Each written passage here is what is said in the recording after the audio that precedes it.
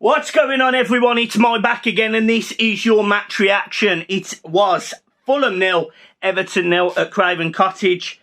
A game of two halves for Everton. Fulham were pretty consistent. They were a threat all game, and defensively, Everton were pretty sound all game. I thought Mikalenko defensively again, good. The two centre-halves, good. I thought Coleman, you could see he got ran ragged in the end. Willian had a good game, and Patterson came on and replaced him. And to be honest, he still had a good game. That did nothing. All in all, I'm happy with a point.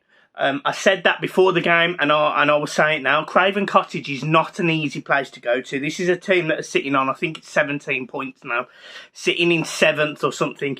They've started the season well. Marco Silva's gotten playing good football, aggressive football when they need to. And you could see that today. They had chances, they created chances, but Everton had the answers to everything today. Mitrovic had 10 shots and didn't score the goal. This is a guy that scored 7 in the league. To put that in comparison, he's too short of his best in the Premier League. So he could have scored today, but he didn't. And that was because of the work rate of HOODIE, of Tarkowski, of Mikalenko, Coleman at the back, and Pickford making good saves. On the 7th minute, a particular standout save. Willian on the turn gets a shot off, and Pickford from probably 4 yards away from the ball gets it over the bar. It's a rocket. And he does really, really well, Pickford there. We had chances as well. There was numerous times Demarai Gray would beat his man, double-decker Reed, and then whip the ball into the box. And, you know, Calvert-Lewin should have scored, in my opinion, on one of the occasions. It flicks off his sort of shin. And at the back post is Gordon, who misses the ball because Calvert-Lewin deflects it. It wasn't a great game for Gordon. No, do you know what? I'll go further than that. Gordon was really, really bad today. Really bad. It was actually ridiculous when Lampard subbed Demarai Gray off for Gordon, because he was awful. And the only reason I could think that he did that is because he knows Gordon may track back a little bit more. But honestly, he was pants today. He was absolutely pants. His first touch was astonishingly bad. And I thought he would kick on after last week, and he didn't. He didn't. There is absolutely no hope, and this is not me being horrible, but there is absolutely no hope that Calvert-Lewin and Gordon get into this England side. There isn't, because the amount of times Lewin was offside was horrendous today. And I'm not digging him out for that. He makes these runs, he gets into space, and if we're not quick enough getting the ball to him, he's going to be offside. You expect the striker to run in between the lines, and if you pay the pass 2 or 3 seconds too late, he's going to be offside. It happens. You can't really judge Lewin on that. But there was a couple of occasions where he was offside and would come back onside, especially at the end of the game. He tries to win a flick on. He wins the flick on, but because he's come from an offside position, he's offside. It was just stupidity. Like, it was just no sense. There was chances for Everton in this game. You know, Tarkowski again. Ball comes over to the box. Certainly in the first half, he gets a really strong head on it. In my opinion, should be scoring. There was a really big talking highlight in the first half, though. And one that I want to discuss, I want to really go into. And this was this Mitrovic tackle on Ghana. So firstly, it's a red card. And the reason it is a red card is we've already pre-heard the definition of what is deemed a yellow. And we heard that in another Everton game. I can't remember who the player was, but it was a yellow card given. And that was because in that particular game, the player in question, and please put in the comments who it was. You know what I'm on about.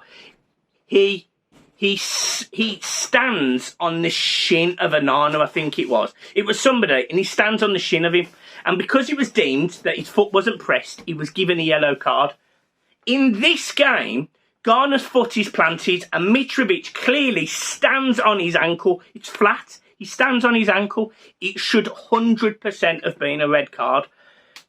And I'm not even digging Mitrovic out. I quite like Mitrovic. I've never saw him as a nasty player. I've saw him as an aggressive player, a good centre forward, and somebody that I'd like to play in an Everton shirt. So I have nothing against him. But that was a red. And there'll be Fulham fans that no doubt will say, no, it wasn't a red.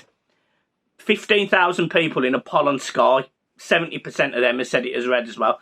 They're not all Everton fans. So It was absolutely a red, but we've got to move on. It's Everton. We don't get these decisions. And there was a few tackles today from both sides, actually, that I thought were a bit dangerous. Some of them in the second half from Fulham players when Everton were on the run were definitely through the back of players.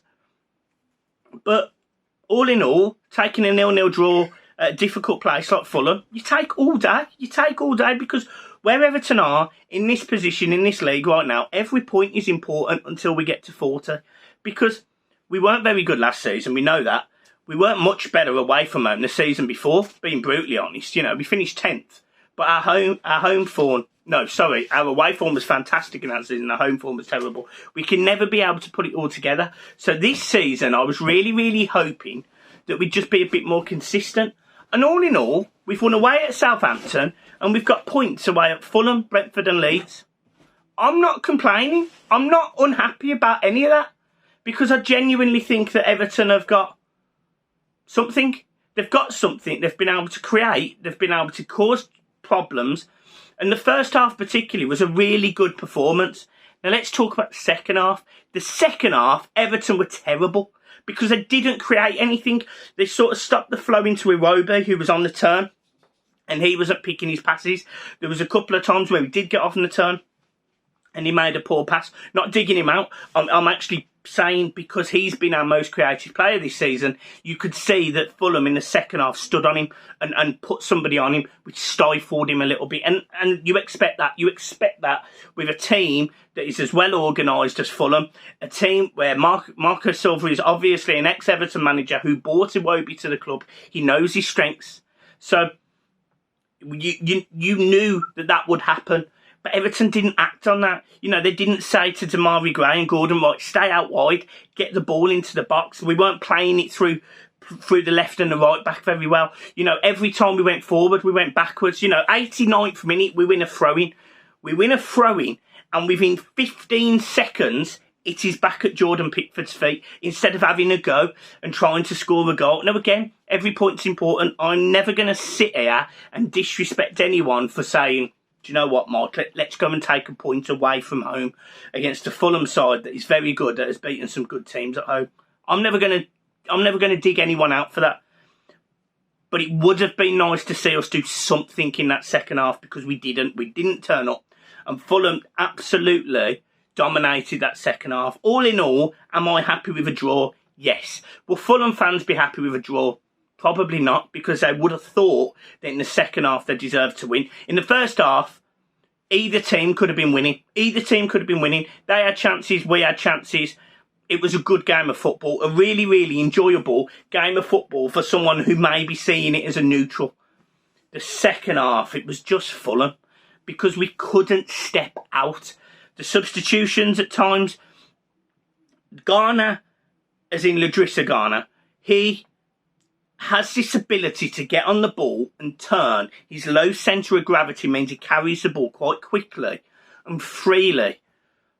And as soon as you take it off, you do lose that mobility in the middle of the park. I'm not saying Onana hasn't got it, but Onana's a very neat and tidy footballer, and we don't see him at times doing these long busting runs. It may have been worth at one point today going, well, do you know what, we'll bring on Decore or someone like that.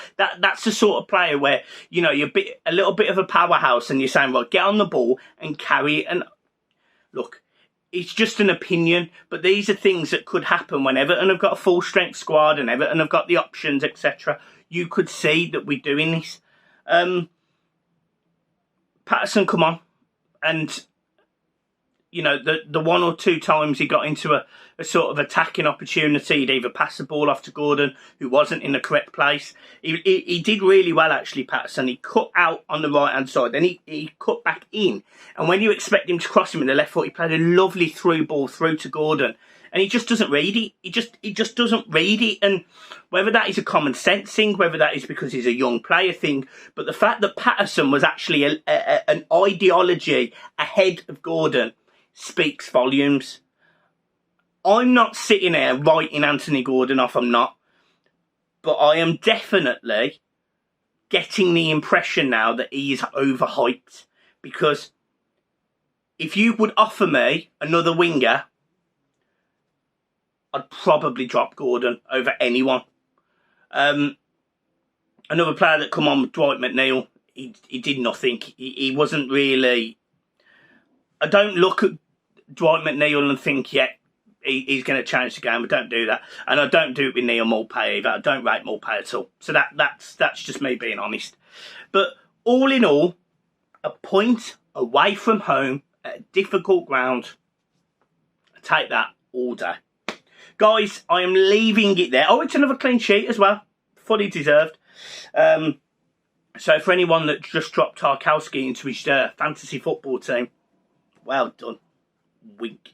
Guys, I'm leaving it there. Keep smiling.